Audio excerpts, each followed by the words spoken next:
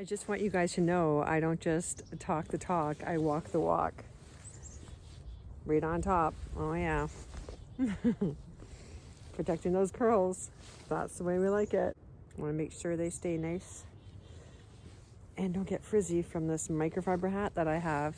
Okay, so this is my hair at the end of the day, but when you can see this video running at the top of what happened when I took my hair tube off midday, you'll see my hair didn't look great. It wasn't really frizzy, but you can see it looks stringy and whatever. So something I forgot to share with you in my other video is, after your activity, just let your hair rest.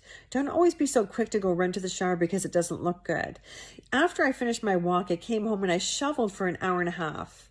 Easy, and I got more sweaty and the hair got more stringy. I came inside, I didn't touch my hair just like when I'm doing a curly style, and I've got this result.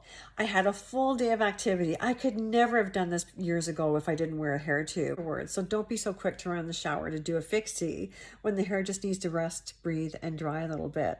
So I'm going to call it a day, but I look forward to sharing more with you.